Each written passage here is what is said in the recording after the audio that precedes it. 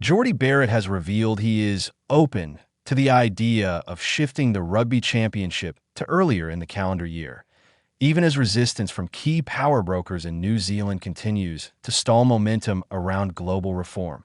The debate over Rugby Union's international calendar has once again intensified, with administrators, players, and unions divided over how best to align the sport's fractured seasons. At the heart of the current discussion is a proposal, strongly supported by SA Rugby, to move the Southern Hemisphere's premier international competition into the February-March window, traditionally occupied by the Six Nations. Such a shift would mark one of the most significant structural changes in the professional era, fundamentally altering preparation cycles, domestic competitions, broadcast agreements, and player workloads. While many stakeholders believe a unified global calendar is necessary for the sport's long-term growth, agreement on how to achieve that remains elusive. South Africa, driving change. South Africa's push for reform stems largely from the unique strain placed on its elite players. Since its leading franchises joined European competitions, the nation's top test stars now straddle two hemispheres in both club and international rugby. Their domestic and franchise season is aligned with the North, yet their test commitments remain tied to the Southern Hemisphere cycle. The result is a punishing schedule that can effectively stretch across 12 months of a year, by relocating the Rugby Championship to the same February-March period as the Six Nations. South Africa argues that player welfare could be better managed, competitions streamlined, and global storylines strengthened. It would also create the possibility of a more coherent international window, reducing overlap and commercial conflict between hemispheres. Ahead of World Rugby's upcoming Shape of the Game conference, SA Rugby believes it has secured backing from Rugby Australia. However, one major obstacle remains: New Zealand. New Zealand's firm stance. New Zealand's governing structures have been reluctant to support sweeping calendar reform.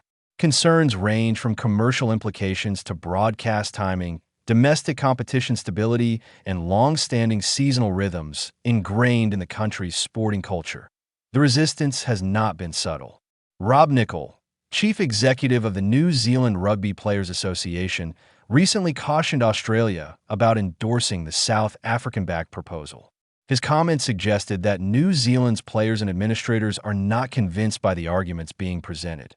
Nichol represents leading All Blacks, including Barrett himself, making the fullback's public openness to change particularly noteworthy, while not advocating outright for the switch. Barrett made clear that he is not opposed to exploring new models if they benefit the sport globally. Barrett's measured openness. Speaking candidly, Barrett admitted the proposal caught him by surprise.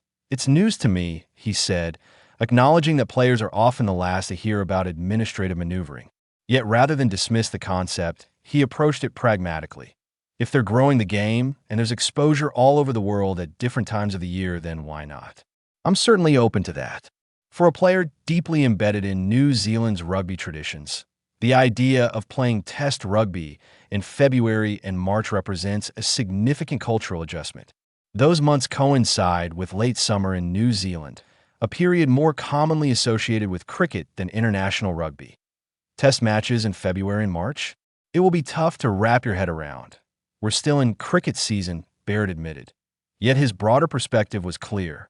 Professional players, he suggested, ultimately want high-quality competition and meaningful fixtures.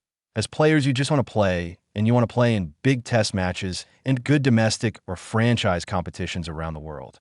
If it's going to grow the game and put bums on seats, then why not? His comments reflect a generational shift among elite athletes who have experienced multiple competitions across continents. Unlike previous eras, today's professionals are accustomed to cross-hemisphere contracts, sabbaticals, and global exposure. The global calendar puzzle. The push for alignment is not new. For more than a decade, stakeholders have debated how to harmonize the Northern and Southern Hemisphere seasons. Currently, the Six Nations dominates February and March, while the Rugby Championship typically runs from August to October. This split limits cross-hemisphere integration and complicates commercial planning. It also intensifies workload concerns, particularly for players like South Africa's test stars who compete in European club competitions before switching to Southern Hemisphere international duty. A unified calendar could theoretically create clearer global windows for international rugby, reduce club versus country conflict, enhance broadcast value through coordinated scheduling, provide more defined rest periods, however. Implementing such reform requires compromise from unions whose financial models depend on existing structures. New Zealand, in particular, has built its domestic and international rhythm around the current calendar. Shifting major tournaments could ripple through Super Rugby planning, sponsorship agreements, and grassroots scheduling. Barrett's Northern Hemisphere education. Barrett's perspective is shaped by personal experience.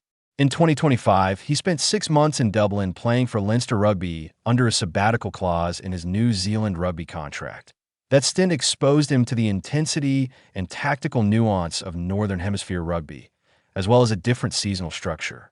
Immersed in a European club environment, he observed alternative coaching philosophies, training methods, and competitive rhythms. It's nice to reaffirm things you're doing well here in New Zealand in your own environment, Barrett explained. You can look at the way other players and coaches have different approaches to things and see if that will add value back at home. The experience broadened his understanding of how rugby operates beyond New Zealand's borders. Rather than reinforcing parochial views, it appears to have deepened his appreciation for adaptability. There are certainly things you can bring back home, and I learn a lot on and off the field. I certainly feel like I've grown as a rugby player. His comments underscore the increasingly global identity of elite players. Exposure to different systems can reduce resistance to structural change, even when national administrators remain cautious. Balancing tradition and evolution at its core, the global calendar debate pits tradition against evolution. For many in New Zealand, rugby's seasonal flow is part of the nation's sporting DNA. Altering it risks unsettling established pathways from grassroots to professional levels. For South Africa, however, the current model creates competitive and welfare imbalances. With franchises embedded in European competitions, their domestic reality has already shifted northward. Maintaining Southern Hemisphere international timing compounds scheduling strain that Australia's position adds further complexity. Financial pressures and competitive rebuilding have made Rugby Australia more receptive to structural reform that could boost exposure and revenue. Modern Test players face unprecedented physical demands. Longer seasons, increased match intensity, and travel commitments heighten injury risk and burnout. Barrett comments suggest players prioritize meaningful fixtures and growth opportunities, but remain aware of workload realities. His openness does not equate to blind endorsement. Rather, it reflects a willingness to consider change if it demonstrably benefits the sport.